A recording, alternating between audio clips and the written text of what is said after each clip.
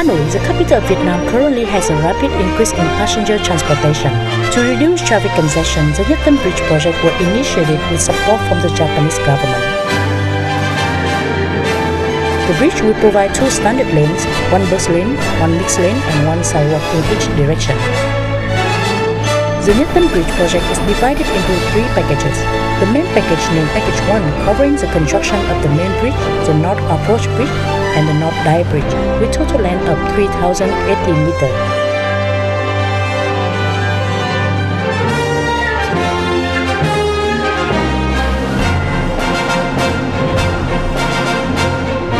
Main bridge is a 6-span continuous cable stay bridge with 4 300-meter main span and 2 150-meter end spans.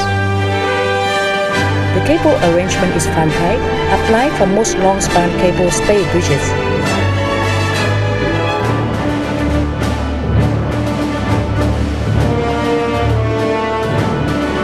The pylon is an A-shaped structure supported by steel pile sheet pile foundation.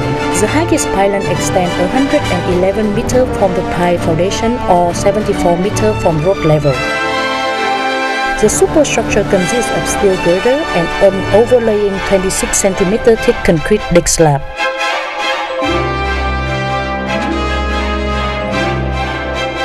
A total of 220 cables are used to support the superstructure. Each cable is composed of galvanized steel wires compacted and packed in protective coloring. The steel pile sheet pile was applied for the pylon's foundation for the first time in Vietnam. For the ends pier, ordinary cast-in-place foundation was used. The reinforced concrete pylon legs are cast in 34 faces using self-climbing formwork system. The stay cable steel anchor boxes are erected segment by segment and then embedded in the concrete stem near the pylon top. Temporary supports are used in the initial stages of erection. The steel girder is erected and followed by placing precast concrete deck slab. Joint concrete is then cast in place to join the concrete deck slab to the steel girder. Equipment and machinery for the cantilever erection are then prepared on the deck slab. Cantilever process involves in repeating the following works as cycle: erection of steel girder, placement of precast deck panels, installing and tensioning of stay cables, cast in place concrete joint.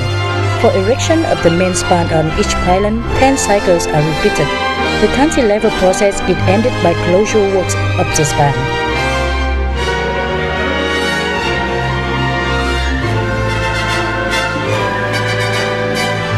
The North Approach Bridge includes 31 continuous Super T spans. Each span is 40 meters length and is made of 15 Super T beam with cast-in-place deck slab.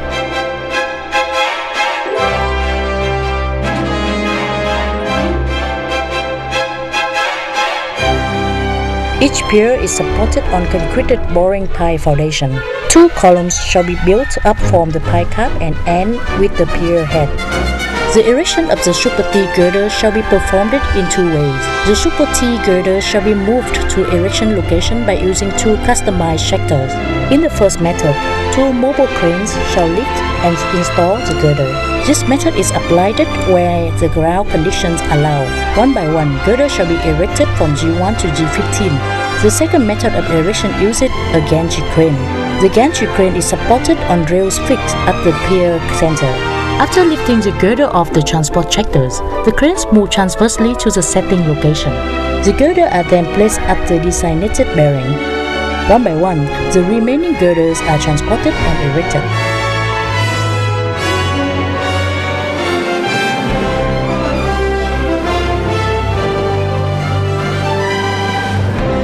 The North Dye Bridge is a 7-span continuous concrete box girder bridge. The superstructure's cross-section is a box girder with overall width of 33.2 meters.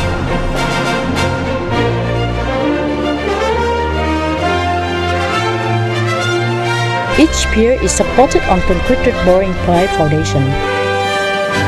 The pier's columns shall be built up from each pile cap. Scaffolding construction methods shall be applied for 4 spans of the box girder bridge.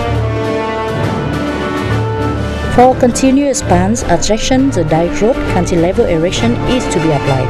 Scaffolding method is used for the superstructure above the pier.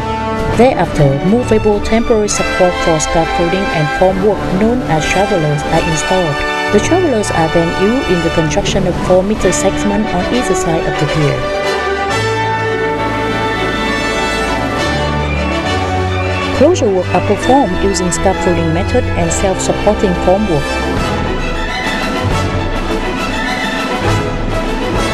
Accessory works including weathering surface, road marking, road lining, and monitoring shall be performed before completion of bridge construction.